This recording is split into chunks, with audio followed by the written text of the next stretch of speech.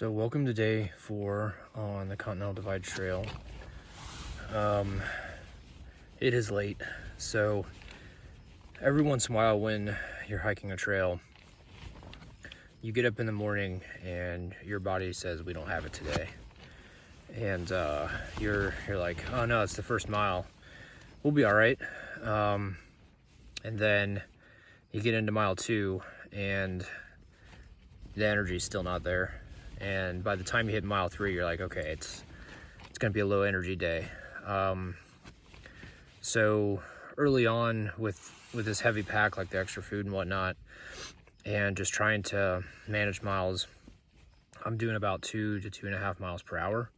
That will likely increase as I get my trail legs. So what I also like to do is I want to kind of give my body 12 hours at least of rest. So if I start hiking at 6:30 and I'm waking up at 5:30 in order to get on trail by 6:30, then I like to get into camp by 5:30 so I'm not putting miles on my legs after 5:30 p.m. That didn't happen today. So today I have to look at the mileage. I haven't calculated it yet, but I think it's only like 17, maybe 18 miles. And I was on trail for 11 hours. So being on trail for 11 hours, if you include like getting some water at the water stations and filtering it, and like lunch breaks and not hiking in the middle part of the day, I should have hit a 20-mile day, or real close. And I ended up getting about 17 ish. So it was a long day today, and I didn't get my tent set up until 8, and as you can see, it's windy, so that was a bit of a struggle. And I wasn't eating dinner until like I think 8:30 or 8:45, and I didn't get into the tent to set it up, like the sleeping pad and whatnot, until 9:07. So usually I'm in tent by 7:30 to 8, and I'm conked out by 8:15 to 8:30 as soon as the sun sets, but not tonight. So as I was struggling on the trail today, sorry, let me step back. I have one of you fine folks who are my friends made a comment to me. Sorry, there's a bug in my tent. They made a comment to me that just be careful because the hills have eyes. And they were specifically talking about New Mexico. And I'll tell you, that was true today, because towards the end, especially towards the end part of the day, when I had low mileage and put a lot of hours in, and like the sesamoid on my right foot, like I've broken one of them, so one of the other one's sore, and that's not a good situation. Could get me off the trail if it doesn't start resolving itself tomorrow, before I get to Lordsburg.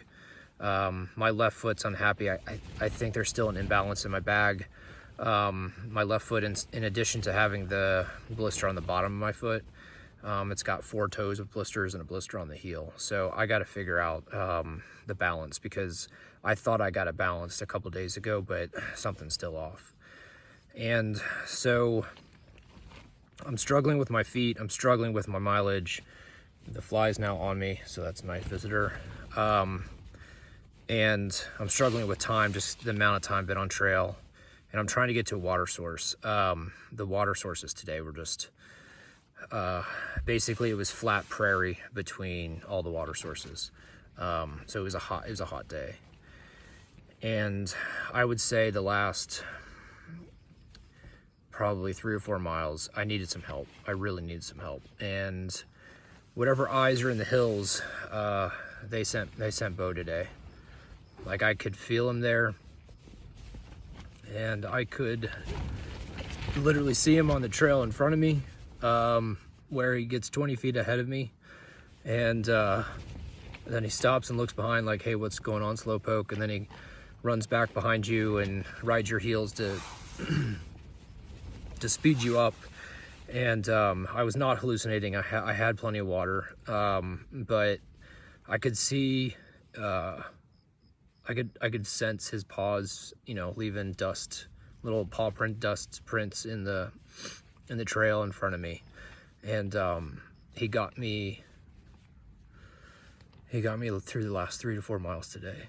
And the reason why I think this is important, or maybe why it happened, is Beau was a rescue, and we never knew his exact birthday. We know he was born in 2003, and we know he was born around April-ish. And so April 23rd was, I think it was the 23rd, I'm pretty sure, was the day we would celebrate his birthday. And with all the hubbub for getting on the trail and packing my stuff in the pod container and everything else, I didn't get a chance to pause and, you know, just acknowledge that he would have been 19 this year, and he passed away a year and a half ago. So I think it was really poignant today that, you know, in my time of need, he was there to help me get to the water source and put the miles in a little bit quicker in order to at least have some daylight to put up my tent and everything else. So today's shout out is to the memory of Beau, and happy birthday to that guy. This is a little bit longer. You can see my awesome headlamp being used as a spotlight, so hopefully the quality isn't garbage once I upload this.